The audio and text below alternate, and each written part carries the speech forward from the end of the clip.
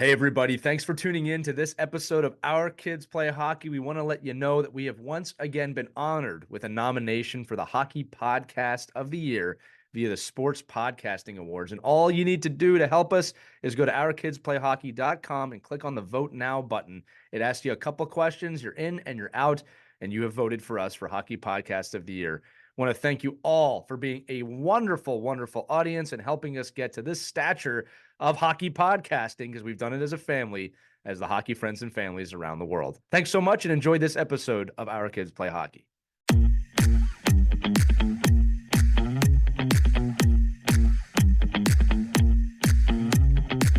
Hello, hockey friends and families around the world. Welcome to another episode of Our Kids Play Hockey. I am Lee Elias, and I'm joined, as always, by my good friends Christie Casciano-Burns and Mike Benelli. And today, we have a topic that is controversial to some, not to others. It is hockey's golden rule, the 24-hour rule, and we're going to talk about the importance of this rule and why it will save your team. Just in case you don't know what the 24-hour rule is, it's decompression time.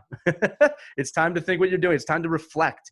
In long and short of it is that after a game, after a practice, after any hockey type event, the rule is you give each other 24 hours before you air out any concerns that you may or may not have with the coaching staff or anybody else involved. So we're going to go through three different ways to look at this today, actually four: parents to coaches, parents to players, and coaches to parents, and then the overall focus on the entire thing. And today we're going to start with the 24-hour rule from parents talking to the coach. This is really why the rule exists. Again, we're going to expand on it, but friends, let's talk about it, because let's be honest. Mike, I'm going to start with you. Whenever there's a loss, whenever there's a disagreement, every parent becomes a coach. Am I right? Yeah, well, it's almost like from the player's perspective too, right? When you win a game, it's the players, and when you lose, it's the goalie. When you lose, right. when Right. the goalie could have 75 saves, but like, listen, we won the game, we did a great job, and I think it's the same with the parents, you Right. know, and coaches. You are a loss brings out so many other emotions, and harder for you to control. But no doubt that in a loss, there's a lot of coaches in the stands, and in wins, it's almost like, well, of course we're expected to win. Right. So, And that's what we're talking about, a team, right? We're not even talking about individual players, because you can win a game and still have a very angry parent, depending on ice time and things like that. Right. So this is going to be an interesting discussion, because I'll kind of be the mediator here. You know, Mike is going to serve as the coach in this episode, and Christy, you are very much going to serve as the mom in this episode. And I'm kind of both right now, right? And Mike, you are too. Don't get me wrong, but that's for the nature of the episode. So, Mike, you said it best. I forgot which NHL coach said it, but it's like when a team wins, the players got it. They're the heroes. When the team loses, it's the coach's fault. It's never the other way around. And that's one of the things about the 24-hour rule, is that, first off, it should be established with every organization where parents are involved, okay? That after a game, there is just no conversation for 24 hours. And I can tell you this as a coach, Mike and Christy, you can comment on this. A lot goes into planning a game. It doesn't always go your way. Emotions are very high after games, both ways, excited, upset. It is not the right time to air out anything. I always say this. This is communication 101. It's not even based on just hockey, right? I try not to make decisions when I'm too high or too low, right? Because when emotion gets into it, I make bad decisions. And I find this happens all the time. And I'm sure we have some horror stories today involving that. But Christy, let me turn to you, because you've seen this entire experience from the viewpoint of a parent, right? What has been your experience when it comes to at least the coaches with a 24-hour rule? Right. Well, let me take you back to my very first parent meeting, preseason meeting, where we all got together. I remember the coach looking right at me, because he saw I was the newbie on the team. And he said, all right, newbies, raise your hand. Raise the hand. He looks right at me and he goes, I want you to remember 2 golden rules in hockey. Number 1 rule, 24-hour rule. That is the golden rule. Number 2, silence is golden. Like, what am I getting into here, people? And he's right, because as I became more of a veteran hockey, you see it in the stands. I mean, hockey's a really emotional game. We get that. I mean, you're watching your kids battling for the puck. Anything can happen out there on the ice. It's tough to see your kid take a hit. It's tough sometimes to see the refs make calls that you don't agree with. Sometimes it's really tough to see coaches make decisions where your kid is short, doesn't get as much ice time as you think they should get. You get a little hot under the collar in the stands. and your emotions boil over, the last thing you want to do is confront a coach right after the game when you're so emotional. You're going to say things that you don't mean. You're going to do things that you don't mean to do. Right. You might do it in front of the kids, and that's the last thing you want to do, is set a bad example in front of your kids. And I've talked to a lot of coaches who've set this rule into place, and they've said, you know what? So many confrontations have been avoided. I've seen so many parents who are really angry. I institute this rule, and the next day they forget about it. They don't even remember what they were angry about. After Right. 24 hours, the cooler heads prevail. You get to step back and, was it really that bad? Did it really make a difference? Was that call really bad? You start thinking things differently. You get a different perspective on things. Right. And you really have to learn how to separate your emotions from your kids' sports development. That's really important. Yeah, and that's great stuff, Christy. And I'll tell you this too. Just switch over to Mike. Mike and I had this great conversation, Christy, that I wanted you to hear yesterday, because Mike and I were talking about coaching before having kids and coaching after having kids, and it completely changes your perspective from at least the coach's point of view on exactly what you're talking about. Like when you don't have kids, again, because I've coached more recently without kids, right? The attitude of my coach is like, I just don't get, why are you yelling at me? I'm volunteering my time, or this is my job. And then when you do have kids, you go, oh, I completely understand that. Like now I know why. So Mike, you were telling me about that when you were making that kind of transition. Again, I'm kind of fresh to it. Like I'm brand new. My kid hasn't even been playing 6 months yet, and I'm already feeling that like, oh, I want him to get the puck there, and he didn't get the puck there. And, I keep my mouth shut. But Mike, tell me about that with your experience a little bit.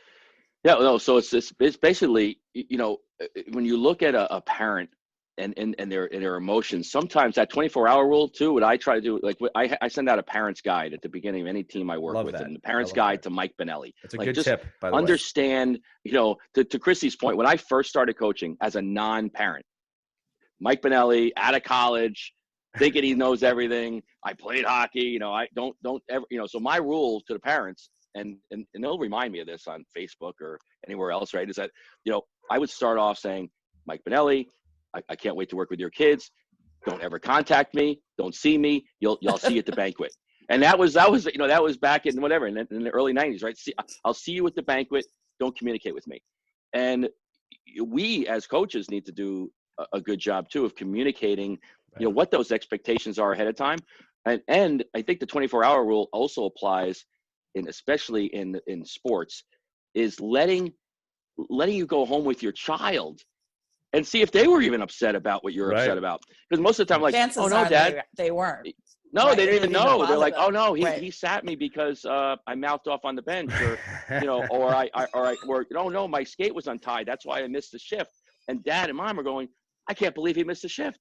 Right. What did he do? Like, and I think that's where again, just having the perspective that the child doesn't even know why the father and mother are mad. I think when it comes to parents, and like I said, I'm saying this as someone in the middle of both sides of this. If you're hot, if you're enraged, right, you've got to at least take a second and also look at like what is my kid potentially learning here, like, right? Because here's the thing: am I, like Mike just said, am I upset and is my kid upset? That's a good way to look at it. Number one. Number two is there a life lesson being learned here?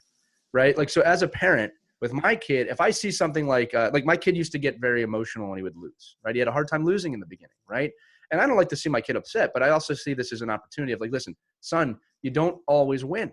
Okay. And it's how you bounce back from this that's going to make you the person that you want to become. Right.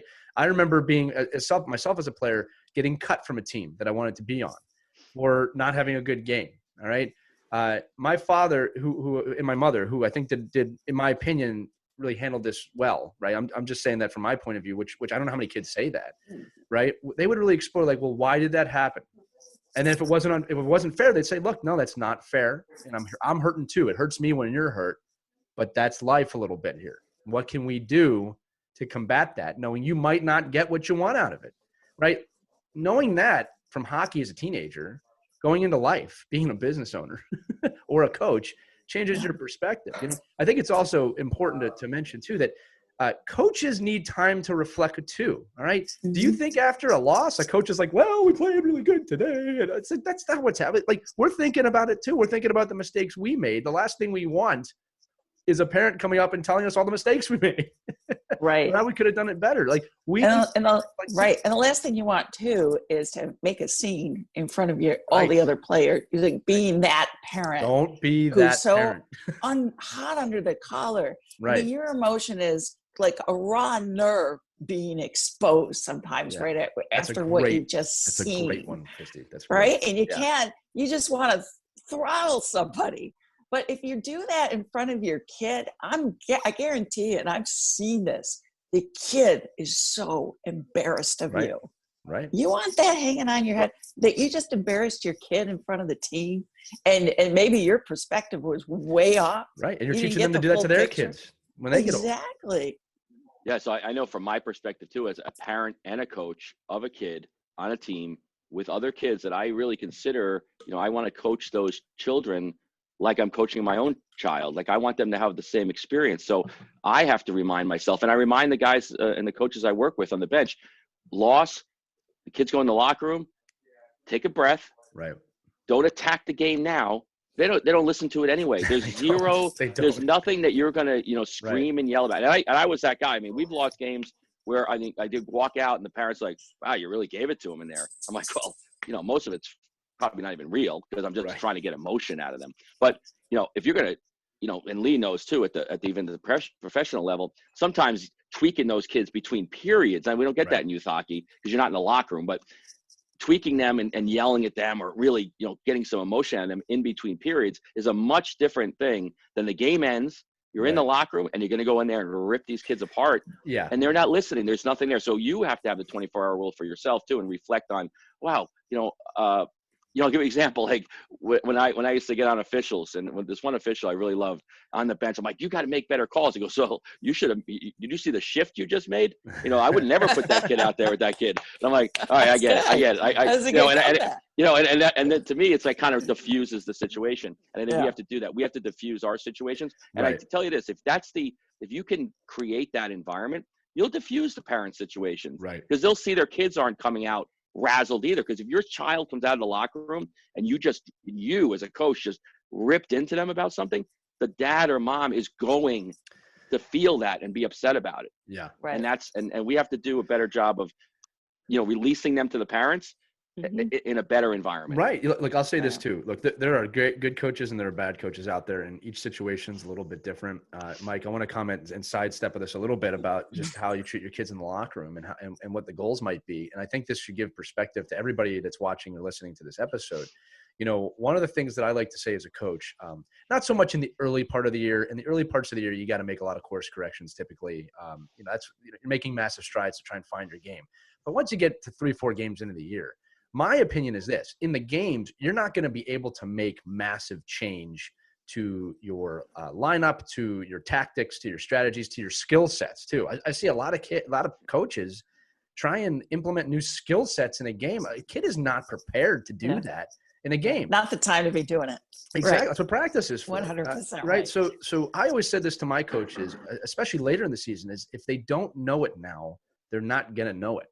Right. So we have to be able to pivot them within the direction that we set, communicating that with parents, especially at the younger ages. Like the coach that I'm working with now does a great job of explaining this is what we're working on. I remember the first practice, he said, listen, your kids are atoms, going to be mites. There is only one skill that matters this year. It's skating.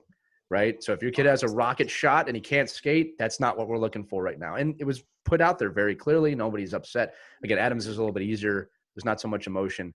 Although I'll tell you guys that we did have our first game. So this is the first game for a lot of kids in this environment. And I could see the parents going, get the puck. Yeah, they're on the glass. We're not even keeping score. Yeah, we're not even keeping score, right? And it's like your kid's not even going to remember this game most likely. Hit people with cameras, but you see it. But my point is, it's like be realistic about the expectations you have for your team as a parent, as a coach, right? Make sure that the kids know that.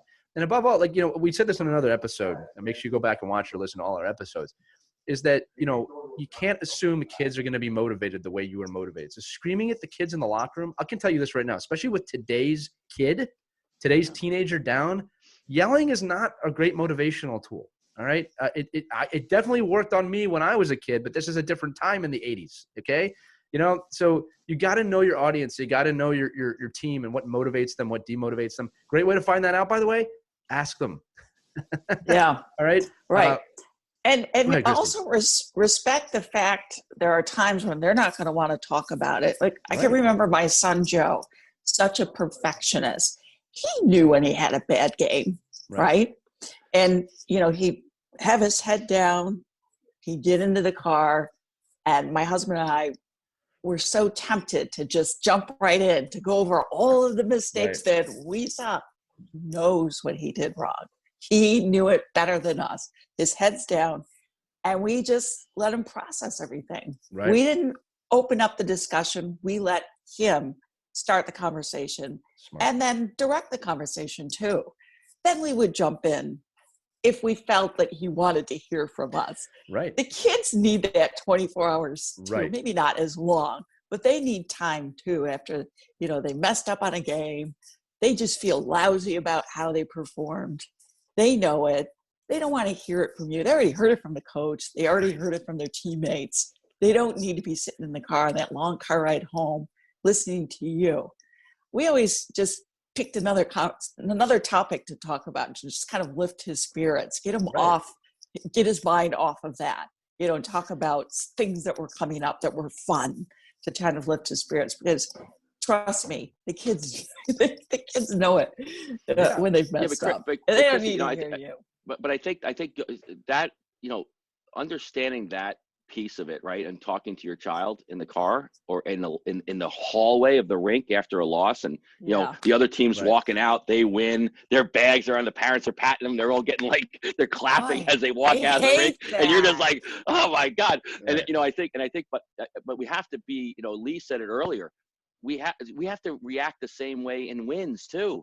It can't be just all ice cream and bubble gum, after a win, and a loss is like you're making the kid walk behind the car home. Yeah. I mean, so having that level but it's that 24 hours of we won. Hey, that was a great game. Look, back to our earlier episode, right? I love watching you play. Let me jump in here because you guys have done a great job transitioning for us. It's 24 hours for parents to their kids. So again, the second part of the rule here is 24 hours. And Christie, you said it might not take 24 hours with your kids, but you should assume that a 24-hour rule of some sort with your kids, right? And I want to start this section by saying this, and this is something I really firmly believe in. I know with our show, some of the stuff we do is mostly opinion based, but this is one that I've kind of put my foot down. What you should be showing your child after a game, win, lose, draw, anything in between, best game of their life, worst game of their life. No matter where it is on that scale, you should be showing your child love and making sure that they understand that this is a safe environment for after a game, okay? I have seen the kids that come out of the game where they played great, where the parents rip into them for not doing something perfect. I've also seen kids play bad games and the exact opposite. Show your kids love. You should be a safe environment for your children after a game, no matter how they did. You do not want, and I'm saying this very poignantly, okay? You do not want your kid believing that your love for them is ranked on their performance on the ice. It is not safe. It is not good. They will pass it down to their kids, and it creates an imperfect and an improper and an unrealistic sense of where worth is. Okay, I'm telling you, I've never seen that help anybody. All right. Oh, you're so right. And just remember, pros make mistakes, right? Your kids are going to make them too. Right. Let them make the mistakes. They're going to learn from those. Don't always feel that you have to fix everything for them. Christie, a lot of times, let them figure it out. I'll tell you this. And again, I'm sorry to cut you off. You're just making me think. I'm really passionate about this one, right? Listen, when I start with the new kids, right? So I've obviously coached my own kids. I've coached young kids in the past. I'm coaching Adams now. I'll ask this to you. I'll do it like it's a question. I always say, does anybody know the first rule of hockey? This is when they're starting. What do you think I say to them? Have fun. Okay. That is a good one. That is a very that's the overarching rule. The first rule. Learn. So first skill-based rule. Try hard. Close. Stay.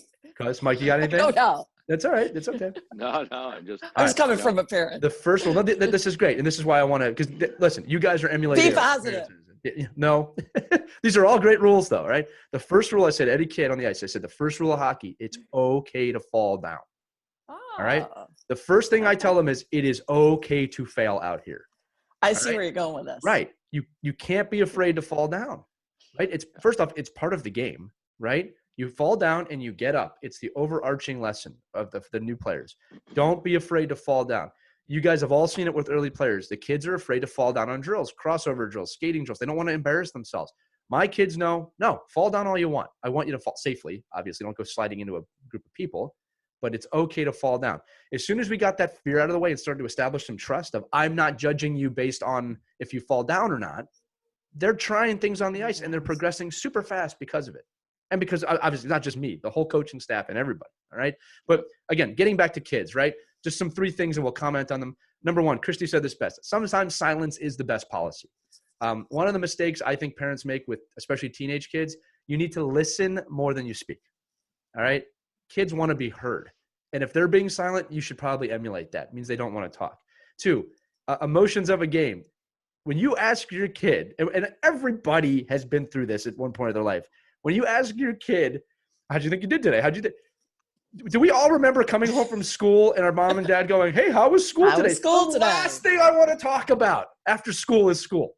That's the last thing I want to talk about. Okay. Yeah, so it's the same situation. Okay. Yeah. It was good. What'd you do today? Okay. Stuff.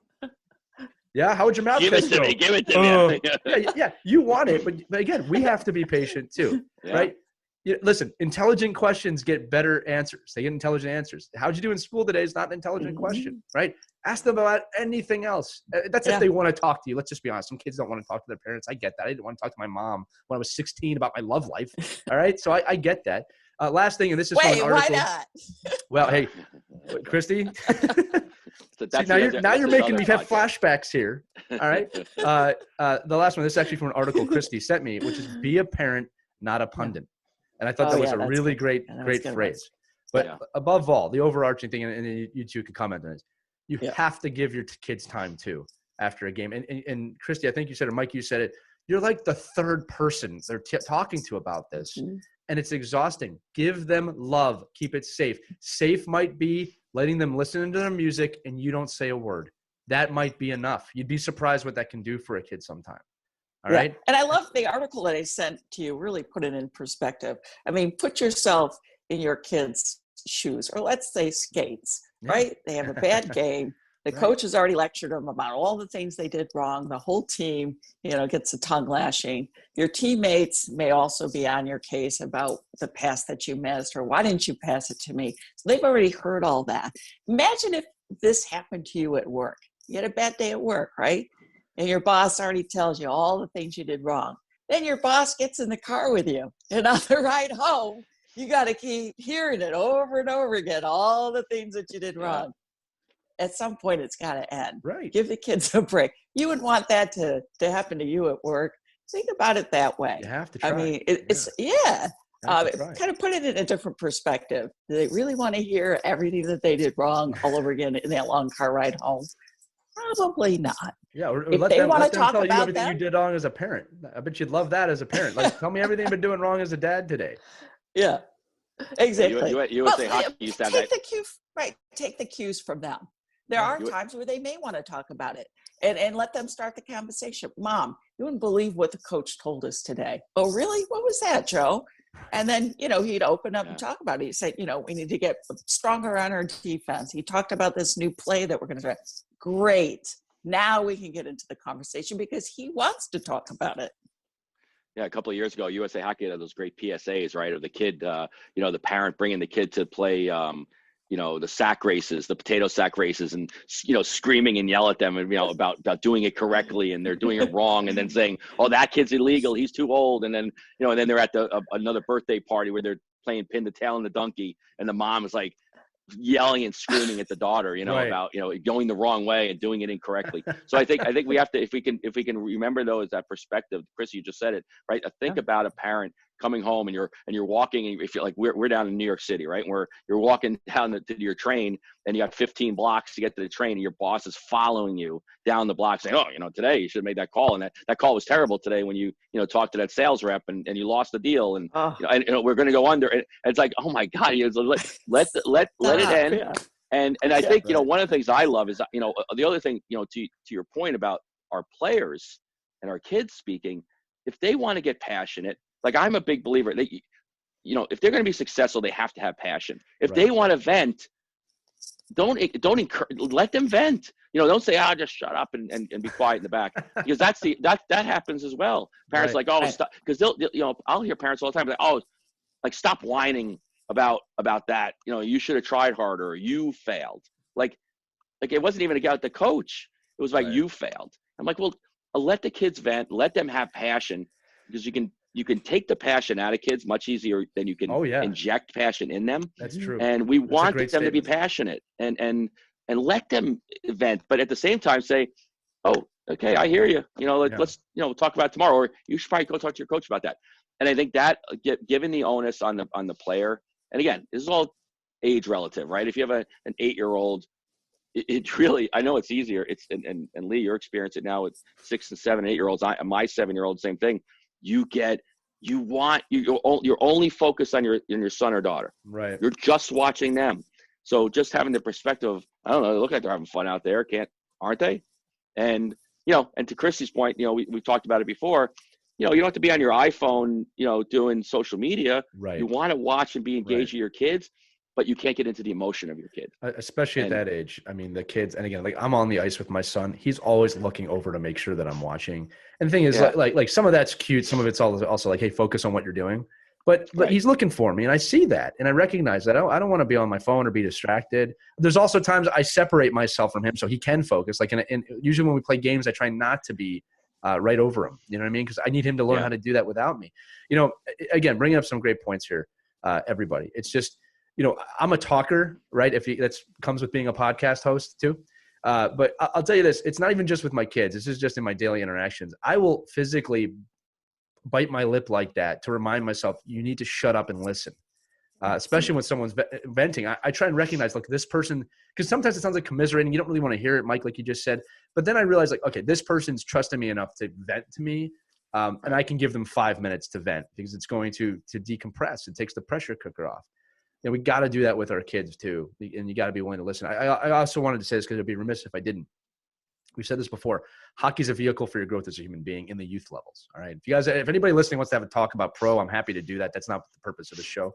All right. Because a pro is a parent, or even college, you have no say no matter what. So that people are getting paid at that level. All right.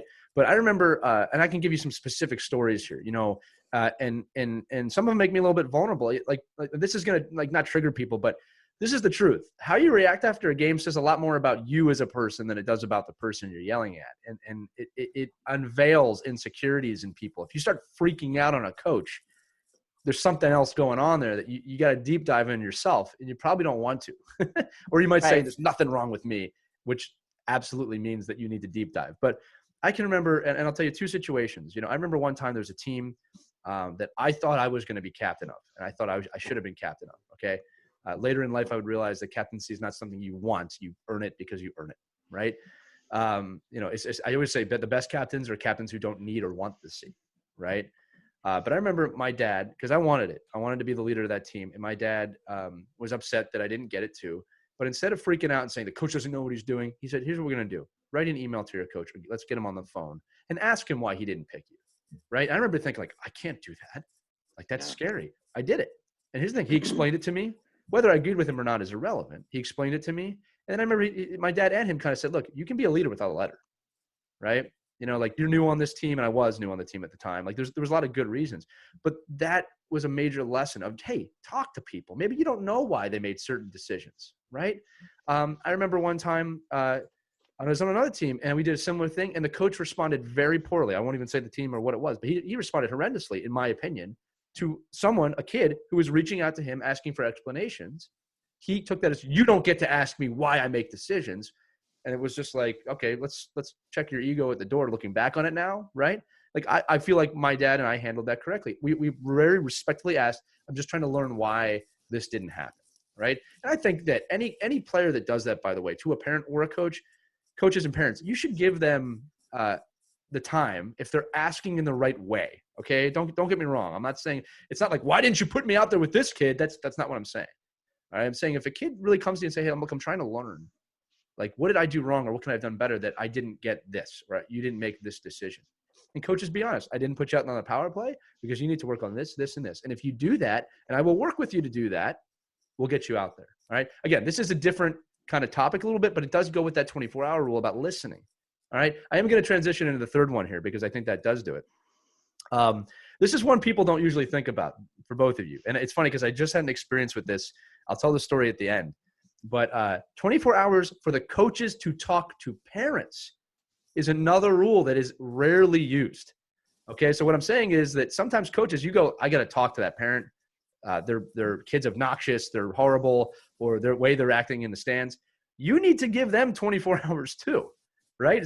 I wouldn't want to go up to a mad parent after a game like, you're too loud, stop it. Like, so you have to give them that time too. It goes both ways. Mike, do you have any experience with that? Yeah, I have a story for you guys at the end. Yeah, I just did it. No, but I mean, I think you have to. Right. Well, here's a couple of caveats, right? Number one is the vast majority of our coaches are not professionally trained to deal with adversity and deal with the conflict, and they're just, we're volunteer parents. I mean, you're on the bench too. You're emotional.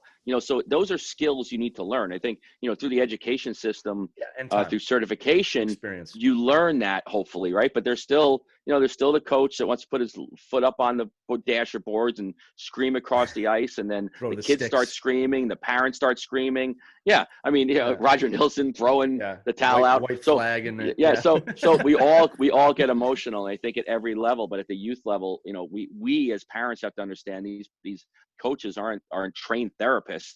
They're in the same boat as all of us. And to your point, that 24-hour rule back. Now, I will say this: one of the things I try to lay out for parents at the beginning of any season I work with them is if it's a physical issue, if it's a bullying issue, come see me. Don't wait 24 hours. Yeah, if you're having an issue, if you're not going to come at me. But I think that's an open environment. You have to create that environment because I can't tell you how many coaches I work with that the first thing they do when they go to a rink and is they should be looking for, where's the med kit, where's the coffee stand. They're like, where's the back door to leave after the game? Like they're looking for this. Like, how do I not go through the hallway and the gauntlet?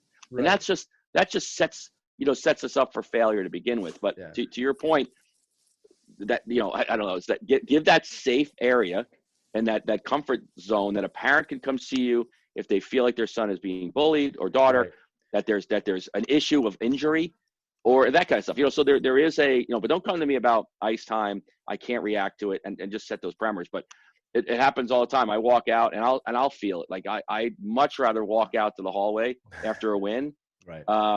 Than a loss. Right. But if you've got to create that environment that you're going to say hello to the mom and dad with the same vigor and same smile in a loss that you will in a win. And that's a trainable thing. That's something you need to train yourself to do. Yeah. And I didn't want to address, and you touched upon this, Lee. It does get really emotional in the stands. I can recall one game where a kid took a really big hit. Yeah. And the kid that got hit was on the ice, not getting up. Right. It's so hard to see. It's terrifying. So was it a clean check? Debatable. But the kid's lying on the ice, and the parent up in the stand whose kid gave the hit is yelling out, he's faking it. Oh, he's faking it. And I My stomach was I was sick. I couldn't believe it. Yeah, it was parent-to-parent problems too, for sure. Yeah. Yeah, and then the parents of the kid who got hit are hysterical, yelling at the parent of the kid who gave the hit. It gets ugly. There was a fist fight in the stands. Yeah. And it just out of control. Police get called. And it's like, this this got to stop. What We are should you not teaching be your kids? called. But that wasn't in to hockey, a right? youth. That was a basketball event you were at, right? That had nothing to do with hockey. Oh, I've seen So this in let's- hockey. Nice try, Mike. Oh, But yeah. I've seen So- parents go on the ice. I've seen parents go on the ice to fight people. I've seen Yeah, it. It's awful. So we need to learn how to, really get control of our emotions, and your words can really stir the pot and get everything that's already heated, even to a really ugly situation. What are you teaching your kids if you do that? Exactly. What is Yeah, but, the lesson? but coaches, So again, coaches that are involved here too. They everything they do. If you're the coach screaming, yelling, the parents have an open door to scream and yell. Right. And you could really change the culture. Now, in our world of hockey, when you have teams like you only see these people for 5 or 6 months and then a new group, and it's so hard to establish that culture. I know where Lee comes from, right? That you have 2, 3, 4 years to establish a culture. So in a pro environment or a college environment, absolutely, or a high school environment, which I love. Longer in pro. I mean, it could go 10 years in pro. In college, it's always 4. It's a rotation. Right, but you have that opportunity to build culture. Yeah. Like in youth hockey, you have 5 months, and it's so. But it can be done. It can be done. No doubt. Like said, but I think establishing those things early and often is important. That'll actually help us transition here towards the kind of overall stuff here. Is what are the tips? How do you do it? Right. This is what I always say. Do not wait to establish that culture. Mike, just on your point right there. This can be done in a 20-minute meeting at the early part of the season. Take the time. I don't care if you're a new coach or an established coach. Have a good meeting. Like Mike said, he puts together a little handbook for his teams, right? Establish exactly what's important to your team, how to communicate, why that 24-hour rule exists. That's the other thing too is rules are great if they make sense, right? But explain why they're there, right? Like we talk about this with the kids. When you teach them a skill, teach them why they need that skill, why passing is important. It goes beyond just do it, right? And Lee, just real quick, because as you're going on that parent guide, I send that to parents before they sign up for my team. I'm like, oh, you're gonna commit. Right. Here is me. This is me. Buyer beware. Right. If you want the guy that's gonna sit the whole third line for the third period in a 2-1 game, I'm not that guy. That's not you. So understand it. If you want somebody that's gonna confront you 4 seconds after a game, I'm not that guy. So to your point, let parents know what you're signing up for. Here is me, and I'm going to do it all early and I'm going to keep reminding you, and so we're going to keep going with that. And I'll tell you this too, and Christie, I actually want you to comment this on as a parent. Like parents want that structure, and the players want that structure. If you walk into a building, you don't know what's going on, you're going to go nuts.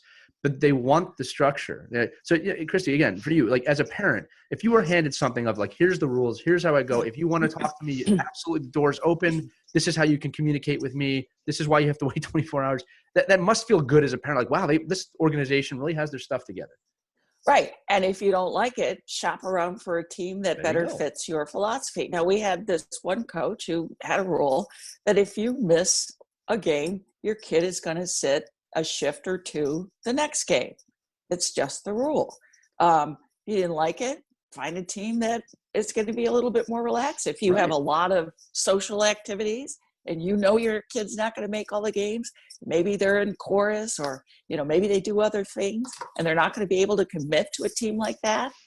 You need to know that up front. And if your kid misses a game and makes the next game and they're sitting 2 shifts, don't get mad. That's the rule. Because this is what you sign up for. The coach set a rule and they're going to stick to that rule. They're not going to bend the rules just for you, just because, my daughter had to make chorus last night, had to make the musical last night. That's fine, but you got to live with the rules too. Right. I will tell you this right now. Getting the extra egg sandwich, during that time. That's all. I will tell you this right now that when I do team bonding, when I do team building, I always tell the teams the biggest threat to the bond is the coach. Not the players, not the parents. You cannot break your own rules. So if you're asking a coach to make an exception and break his rules for you, that's not correct. And you're going to hurt the whole team, right? So look, I was in choir. I'll admit that. I was in choir for a decade. You know what I mean? Now hockey superseded choir, but I had to abide by my choir rules, in the opposite way. I wanted to tell one more story here because of a great coach that I had. And it's like, this is one of those stories I have to not get emotional about because like he did such a a good deed for me. But his name was Fred Snickeris. I was playing on a team out in Westchester, Pennsylvania. And I'll never forget this. This was like the year that I really started to realize, okay, I might have something in this game. Okay, I was about 14 years old. You guys know that time period where like you kind of make that switch from like being the innocent youth player to I really want to play hockey, right? And I remember that I was on a team where I was nowhere near being the best player, but I worked really, really hard, and that was recognized. This guy, Fred Snickeris was his name, would get there early. He told my dad too, let's get here early. I'm going to work with Lee because he has some talent, but he needs to refine his skills, right? He'd sit down with me for 30 minutes to an hour before every practice, go over stuff with me on the board because he knew I didn't understand tactics. I started playing very late. And I started when I was 12, and I think I was 14, like I said at the time. He knew I didn't have some of this rudimentary knowledge. So he sat down with me every practice, and he'd go over this stuff with me. And then this is the key. I was the third line center on this team, which doesn't sound glorious, right? He told me, I'll never forget this, right? He said, listen, you're on the third line, you're the center. I need you to anchor this line. This is why that line's important. This is why your skill sets fit this line. Because of this line, you will allow our offense to score, and we will win games because of you and your effort and your ability to work hard. I never had a problem that season being I took pride in being the third line center because I knew my role. He was taking the time. He clearly cared about me and my well-being. He explained it to my father, right? I didn't always get as many shifts as I wanted to game, but I knew the shifts I were getting was worth something. To me, this was the perfect scenario of communication. We didn't need a 24-hour rule with him because we all understood. We were all on the same page. And that was a gift he gave me. Because of that, look, that probably led to me becoming a coach at one point. That probably led to me becoming an amazing hockey player. I was the nerd kid that, Mike, to your point, I wanted the team notebook. I wanted the team guidelines. I'd study them when I got it. I was like, this is awesome. It's like a pro team. I loved it. I remember getting those notebooks from teams, especially in college.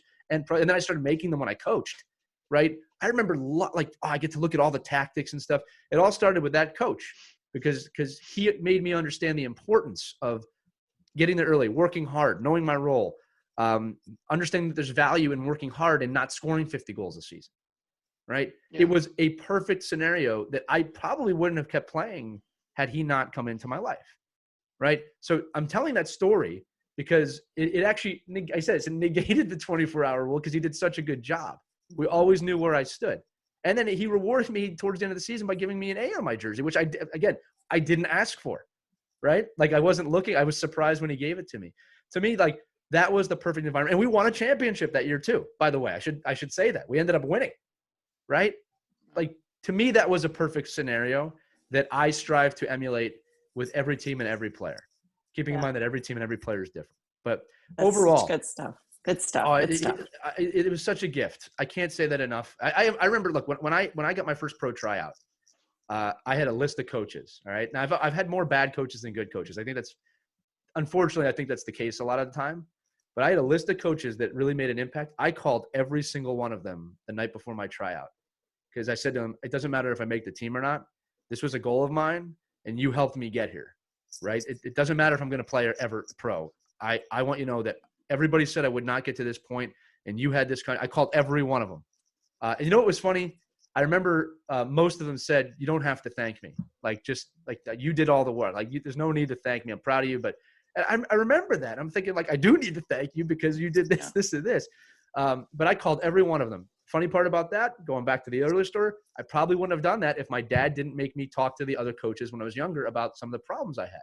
It goes both ways. So listen, rounding out this episode, and I want to hear your stories. I'm not closing yet.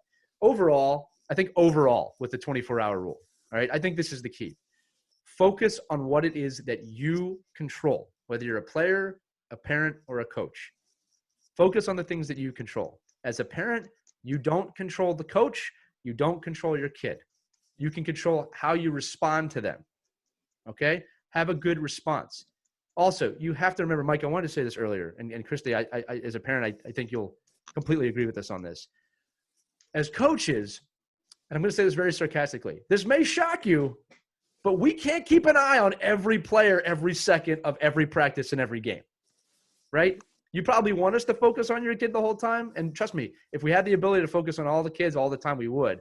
It just doesn't work that way. I have seen scenarios, and this has happened to me both as a player and as a coach, where a kid sits at the other end of the bench and I don't see him and he doesn't go on the ice because I literally didn't see them. Now you could say that's poor bench management, and maybe it is, but I'm one guy with 15 kids on the bench. All right. That kid needs to move down. And I feel bad about it, by the way, too. That did happen to me one time, and I did apologize to the kid and the parent and explain what happened. I said, it's on me. All right. I also said, I need you to move down the bench, but it's on me. And it worked out. Sorry. That went a lot longer than I wanted to. But overall, right, focus on what you control. Don't focus on what you don't control. Make good decisions like that. Christie, I wanted to jump to you to give like kind of some closing thoughts on that. Wait a minute. You're not watching my kid all the time? And not all the time, no. Are you telling me you're not Right. watching my kid all the time? Right. Every second of the time, it's your kid. You know, it's all about your kid. That's it. None of these other kids matter. Just your kid matters. It's all about my kid, you know? Right. Well, I mean, it's circling back to the 24-hour rule and how you can use it for the rest of your life, really. Now, my kid doesn't live with us anymore. He's a working man. He's on his own, got his own apartment, got a great job. And he has applied this 24-hour rule throughout his life. And in fact, there was a pretty tense work situation. And it could have been a very provoking situation had he jumped in and tried to fix everything that was going wrong. Instead, he just 24 hours, cool heads, let them prevail. Let's see how it all plays out. And the next day, it pretty much was resolved. And he was thinking back, you know, because we talk every day, and that's the cool thing about being a hockey family. You have a great relationship with your kids, and I trust me, even when they're off on their own, you're going to talk to them every day because it's just the way it goes because we're so connected. But he said, Mom, you know, I used that 24-hour rule. I'm really glad I did, because if I had jumped in and I had put in my 2 cents, it could have been pretty embarrassing for some people. Right. He goes, and who knows the tension it may have created, how they may have felt about me by speaking up. But a day later, I love that he's thinking about other people. That's a big part. People don't do that, Christie. Thinking about other people. Sorry, I didn't mean to cut you off. I just wanted to. No, but it all got resolved. And he was really glad. And so that's one of the rules that, you know, I even do it at work myself. A lot of times that, you know, things happen. I just want to you know, I'm hothead sometimes. Being Italian, I can't help myself. But I bite my tongue, and I remember what that coach told me way back when. Silence sometimes can be really golden. Right. Give it some time and see if you still feel that way the next day. And chances are you forget all about it. You can't even remember what you were upset about. Right. It really does work. So you can apply that in many life situations. Absolutely. The other thing, and I just, you know, as we kind of wrap up here, just remember that you are setting examples for your kids. Your kids are watching you. Right. Your kids are listening to you.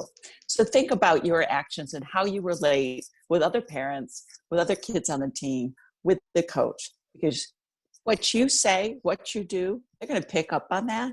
And they're going to learn from you that if you behave that way, if you're a big hothead, if you're always confrontational with other parents and yelling at kids from the stands that they're not skating well and that they're messing up on the ice, you're going to tell you that that's a clue to your kid that that's okay to be that way. Right. And I don't think that's the example that you want to set.